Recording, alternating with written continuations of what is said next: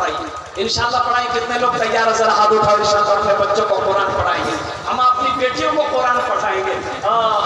English medium school में जाइए, अपने बच्चों को लेकर किशनगंज जाइए ना, क्रिश्चियन मेडिकल क्रिश्चियन स्कूल में जाइए।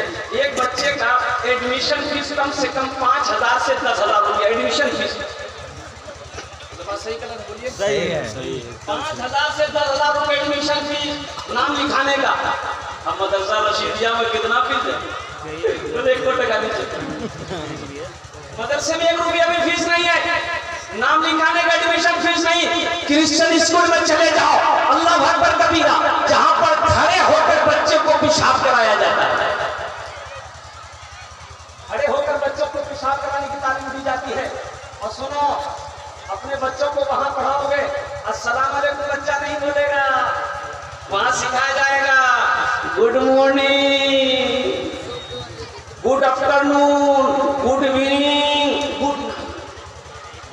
बच्चा पढ़ के जाता है घर, बच्चा स्कूल से जैसे ही खुला घर आया, माँ बैठी हुई, माँ ने माँ को सलाम किया, बच्चा माँ गुड मॉर्निंग। माँ खुश हो गई, मुन्ना का पापा को जवाब दी, मुन्ना अब्बा दौड़ जल्दी बोल बेटा अंग्रेजी बोलो।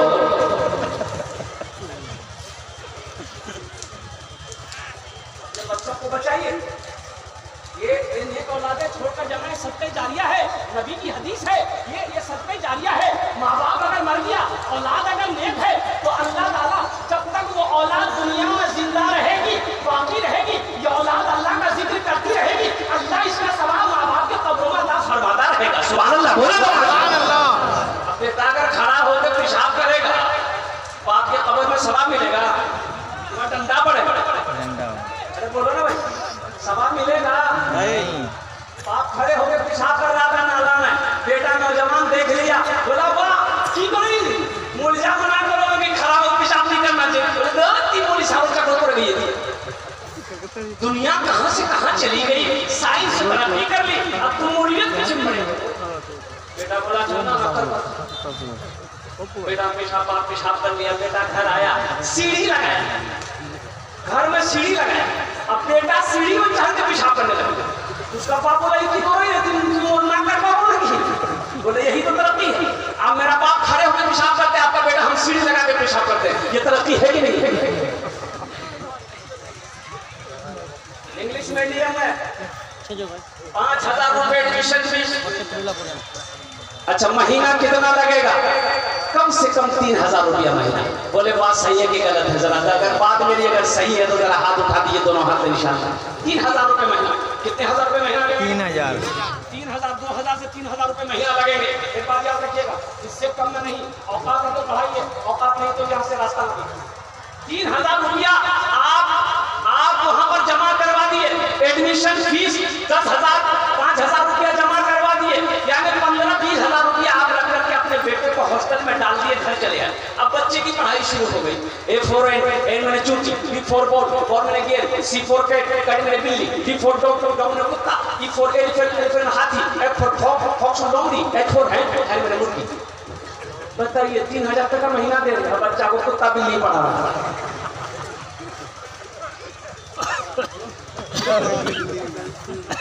महीना कितना जा रहा है? 3,000 रुपये महीना जा रहा है।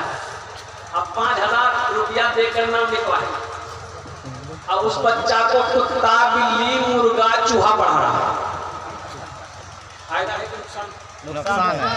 लेकिन कुर्बान जाओ, मैंने पहले कहा था कि मैं नहीं मना करता हूं अपने बच्चों को इंग्लिश मीडियम स्कूल में मत पढ़ाइए, पढ़ाइए शौक से पढ़ाइए, इसलिए कि मेरे कौम को डॉक्टर की भी जरूरत है, प्रोफेसर की भी जरूरत है, मास्टर की भी जरूरत है, इंजीनियर की भी जरूरत है, साइंसदान की भी जरूरत है। लेकिन सबसे पहले मेरा बच्चा जो पढ़ेगा वो अल्लाह का कुरान पढ़ेगा। सहरा में जंगलों में पयाबान में पढ़ो, मीनार गिर पड़े हैं तो मैदान में पढ़ो, ये बेखबर नजूमी तुम्हें क्या बताएंगे, कल होने वाला क्या है ये कुरान में पढ़ो। कल होने वाला क्या है ये कुरान में पढ़ो। मौजूद सामने निकराम और कुर्बान जाओ। एक आदमी है, चार बेटा है, दुनिया की दौलत कमाया, चारों बेटे को जाहिल रखा। अब उस जमाने की बात है जब ये नया नया इस्लाम का दौर था, कुरान पढ़ने वाले बहुत कम लोग थे, कुछ लोग कुरान पढ़ना जानते थे। कुर्बान जाइए, उन्होंने अपने एक भी बच्चे को तालीम नहीं दिया, चाहे दुनियावी तालीम हो चाहे दीनी तालीम हो, दिया नहीं। लेकिन एक बात याद रखना, वो वक्त आया उसका, मौत का वक्त जब करीब आया, बिस्तर पे पड़ा हुआ है, ज़ारो कतार रो रहा है, उनके चारों बेटे जमा हो गए, बीवी आ गई, रिश्तेदार आ गए, तो बेटों ने पूछा क्या बाप रोते क्यों है, क्या बात है, क्या तकलीफ है?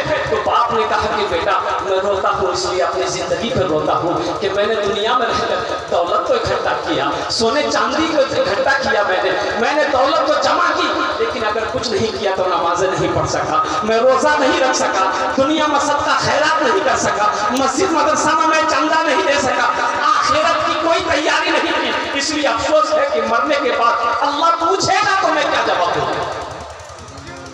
इसलिए रो रहा। क्यों आए थे इस दुनिया में, जाना है मालूम नहीं। भाई जाना है कि नहीं, भाई जाना है कि नहीं? क्यों आए थे इस दुनिया में, जाना है मालूम नहीं। सामाने सफर सब ठीक करो, कब होगा सफर मालूम नहीं। क्यों आए थे इस दुनिया में, जाना है मालूम नहीं। इस घर को बेहतर बनाए हो, जिस घर में रहना है 2 दिन, जिस घर में हमेशा रहना है, कैसा होगा वो घर मालूम नहीं। क्यों आए थे इस दुनिया में, जाना है मालूम नहीं। बेटों ने कहा कि बाप रोइए मत, गम को हल्का कीजिए, आपका बेटा अभी जिंदा है। तो बाप ने कहा कि बेटा तुम लोग जिंदा हो ये तो खुशी है, लेकिन आखिरत में मेरा क्या होगा, मरने के बाद कब्र में मेरा क्या होगा ये तो मैं नहीं जानता। लेकिन बेटा एक वसीयत है, अगर तुम लोग पूरी करो, आगे अब्बा बोलिए एक वसीयत या 10 वसीयत होगी पूरी करेंगे। आप मेरे बाप हैं, दौलत की कमी नहीं है, सोने चांदी के अंबार लगे हुए हैं, कई 100 बीघा जमीन के मालिक हम लोग हैं। तो कहा कि बेटा बस मेरी एक वसीयत है कि मेरे मरने के बाद जब मैं मर जाऊं मुझे दफन कर देना। लेकिन बेटा सुनो, मैंने उलमा से सुना है कि कुरान का सवाब मरने वाले को मिलता है, कुरान का सवाब मरने वाले को मिलता है। अगर कुरान पढ़कर बख्शो मग़फ़िरत की दुआ कर दे, अल्लाह मरने वाले को उसका सवाब देता है। ए बेटा जब मैं मर जाऊं तो किसी हाफिज़ कुरान को लाकर या कुरान पढ़ने वाले को लाकर कुरान पढ़वा देना, मेरे हक में बख्शिश और मग़फ़िरत की दुआ करवा देना, शायद अल्लाह कुरान के सदक़े में हमारे गुनाहों को माफ़ कर दे। बेटों ने वादा किया, बेटों ने वादा किया, और ठीक है अब्बा आपकी वसीयत हम लोग वसीयत क्या कहते हैं कि अमल करेंगे, इस वसीयत को हम लोग पूरी करेंगे। और कुर्बान जाइए, मरने वाला मर गया, लेकिन एक बात याद रखना मेरे बच्चों नौजवानों, ये दुनिया में किसी का कोई नहीं है, किसी का कोई नहीं है। बाप का इंतकाल हुआ, 2 भाई दफन करके आया, बड़ा भाई ने छोटे भाई से कहा कैसा करो, बाप तो इंतकाल कर गया है, जमीन का हिस्सा करो। छोटे भाई ने कहा कि भैया बात आज मरी है, कुछ दिन रुके। बोले नहीं मोर फर्स्ट टाइम में बात होते रहेंगे। बोला ठीक है, मगरब बात बैठ जाएंगे। मामा भी थे, फूफा भी थे, सारे रिश्तेदार थे ही थे, रुक गए कि भाई जमीन का हिस्सा बखरा कर दे। तो मामा ने कहा कि भाई तुम्हारा अब्बा 3 बीघा जमीन छोड़कर बड़े हैं, क्या करोगे? छोटे भाई से पूछा क्या ठीक है बोले 3 बीघा जमीन छोड़े गई होगा। तो छोटा भाई बोला कि भाया जाने, तो भाया बोला ठीक है जो 3 बीघा जमीन मेरा खेल। फिर मामा कहा तो तुम्हारा अब्बा 5 गो गाय छोड़कर मरे हैं, क्या करोगे? तो छोटे से पूछा, छोटा बोला भैया जानेंगे, भैया जानेंगे। तो भैया बोला ठीक है गाय भी हम रख लेंगे।